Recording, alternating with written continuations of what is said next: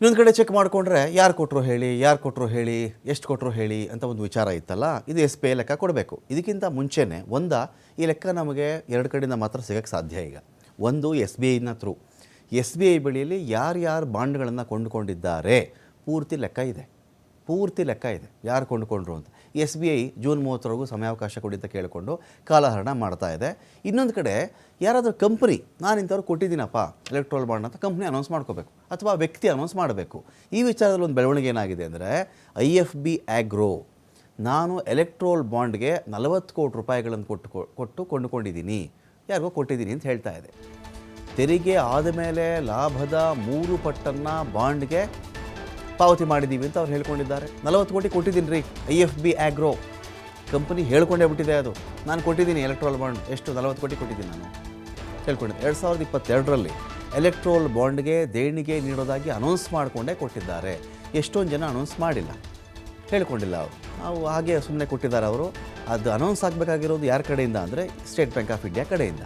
ಇಲ್ಲೇನಾಗಿದೆ, ಬೆಂಗಾಲ್ದು, ಇದು West ಬೆಂಗಾಲ್ದು IFB agro ಅಂತ ಒಂದು ಕಂಪನಿ ಘೋಷಣೆ ಮಾಡಿಕೊಂಡೇ ಸಂಚಲನ ಸೃಷ್ಟಿ ಮಾಡಿದೆ. 2023ರ ಜುಲೈನಲ್ಲಿ ಇದೆಲ್ಲ ಹೇಗಪ್ಪ ಸಿಕ್ತು ನೋಡಿ. ಒಂದು ಕಂಪನಿಯ ವಾರ್ಷಿಕ ಸಭೆ AGM ಇದರಲ್ಲೇ ಅದು ಅನೌನ್ಸ್ ಮಾಡಿಕೊಂಡೇ ಕೊಟ್ಟಿದ್ದಾರೆ ಅವರು. ಹಾಗಾಗಿ ಕಂಪ್ನಿ ಕಡೆಯಿಂದ ಗೊತ್ತಾದಾಗ ಈ ಮಾಹಿತಿ ಸಿಕ್ತು ಅಂತ ಅರ್ಥ. ಅಲ್ಲಿಗೆ ಕಂಪ್ನಿನ ಅನೌನ್ಸ್ ಮಾಡ್ಕೊಂಡಿರುತ್ತೆ, ತನ್ನ ಲೆಕ್ಕದ ಪುಸ್ತಕದಲ್ಲೂ ಬರೆದಿರುತ್ತೆ, ಕಂಪ್ನಿ ಆಡಿಟ್ ರಿಪೋರ್ಟ್ ಬರುತ್ತಲ್ಲ ರೀ. ಆವಾಗ ಏನೇನಾಯ್ತಪ್ಪ, ಲಾಭ ಎಷ್ಟು ಬಂತು, ನಷ್ಟ ಎಷ್ಟಾಯಿತು, ಯಾವ್ದಕ್ಕೆ ಎಷ್ಟು ಖರ್ಚು ಮಾಡಿದ್ರಿ, ಉಳಿದಿದ್ದೆಷ್ಟು, ಎಕ್ಸ್ಪೆಂಡಿಚರ್ ಎಷ್ಟು, ಇದೆಲ್ಲ ಇರುತ್ತಲ್ವಾ.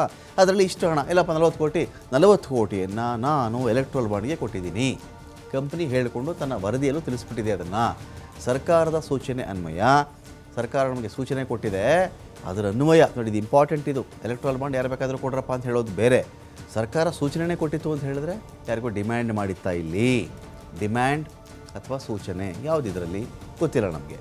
ಇದನ್ನು ನಾನು ಬಾಂಡ್ಗೆ ಕೊಡ್ತಾ ಇದ್ದೀನಿ ಅಂತ ಹೇಳಿಕೆ ಕೂಡ ಕೊಟ್ಟಿದ್ದಾರೆ ಅವರು. 2023-24 ಆರ್ಥಿಕ ವರ್ಷದ ಮೊದಲ 9 ತಿಂಗಳಲ್ಲಿ 40 ಕೋಟಿ ರೂಪಾಯಿ ಕೊಟ್ಟಿದ್ದೀನಿ. ಕಂಪನಿ ಡೈರೆಕ್ಟರ್ಸ್ ರಿಪೋರ್ಟ್ನಲ್ಲಿಯೂ ಕೂಡ 40 ಕೋಟಿ ದೇಣಿಗೆ ಬಗ್ಗೆ ಸ್ಪಷ್ಟವಾದಂಥ ಉಲ್ಲೇಖ ಇದೆ. ಹಾಗಾದರೆ ಈ IFB ಆಗ್ರೋ ಕಂಪ್ನಿ ಇದೆಯಲ್ಲ, ಹೇಳ್ಕೊಂಡ್ರು ನಾನು ಕೊಟ್ಟಿದ್ದೀನಪ್ಪ 40 ಕೋಟಿ ಕೊಟ್ಟಿದ್ದೀನಿ ಅಂತ ಹೇಳಿ.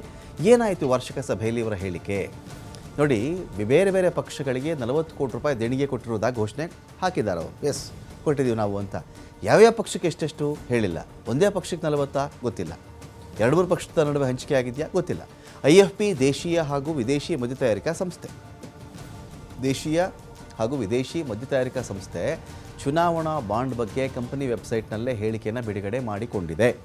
IFB ತನ್ನ ಫೈಲಿಂಗ್ ಮಾಡಬೇಕಾದ್ರೆ, ತೆರಿಗೆ ಇನ್ನೊಂದು ಮತ್ತೊಂದು ಫೈಲಿಂಗ್ ಮಾಡಬೇಕಾದ್ರೆ ಚುನಾವಣಾ ಬಾಂಡನ್ನು ಘೋಷಣೆ ಮಾಡಿದಂಥ ಮೊದಲ ಕಂಪನಿ. ಯಾವ ಪಕ್ಷಕ್ಕೆ ಕೊಟ್ಟಿರೋದಾಗಿ ಫೈಲಿಂಗ್ನಲ್ಲಿ ಹೇಳಿದ್ಯಾ? ಹೇಳಿಲ್ಲ. ಕೊಟ್ಟಿದ್ದೀನಿ ಅಂತ ಹೇಳಿದೆ. ಆಡಿಟಿಂಗ್ ರಿಪೋರ್ಟ್ನಲ್ಲಿ 50 ಕೋಟಿ ಕೊಟ್ಟಿರೋ ಬಗ್ಗೆ ಕೂಡ ಉಲ್ಲೇಖವನ್ನು ಮಾಡಿಕೊಂಡಿದೆ.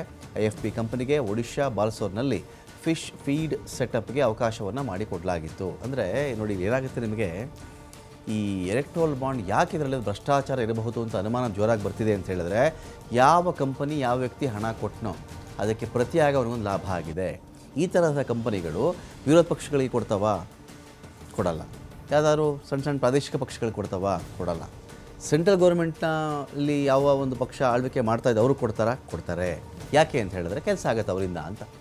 ಅವ್ರು ಈ ಕಡೆಯಿಂದ ದೇಣಿಗೆ ಕೊಟ್ಟಂಗೆ ಕೊಡೋದು, ಆ ಕಡೆಯಿಂದ ಲಾಭ ಪಡ್ಕೊಳ್ಳೋದು. ಏನು ಲಾಭ ಇಲ್ಲದೆ 50 ಕೋಟಿ 60 ಕೋಟಿ 100 ಕೋಟಿ ಯಾರಾದರೂ ಕೊಡ್ತಾರೇನ್ರಿ ಯಾರಿಗಾದರೂ? ಸುಮ್ಮನೆ ಕೊಟ್ಬಿಡ್ತಾರಾ?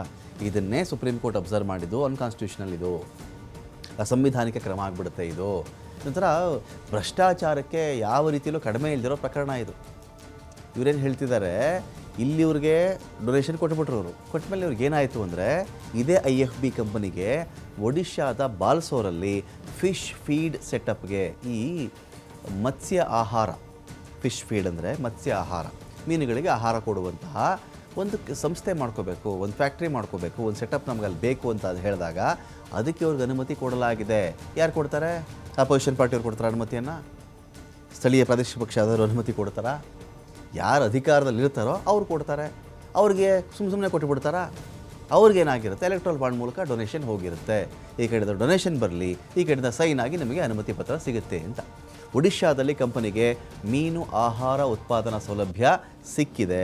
ಈ ಕಂಪನಿ ಅನೌನ್ಸ್ ಕೂಡ ಮಾಡ್ಕೊಂಡ್ಬಿಟ್ಟಿದೆ. ಎಸ್ ನಾವು ಕೊಟ್ಟಿದ್ವಿ, ಇಷ್ಟು ಕೊಟ್ಟಿದ್ದೀವಿ. ಯಾರು ಕೊಟ್ರಿ ನಾವು ಹೇಳಲ್ಲ.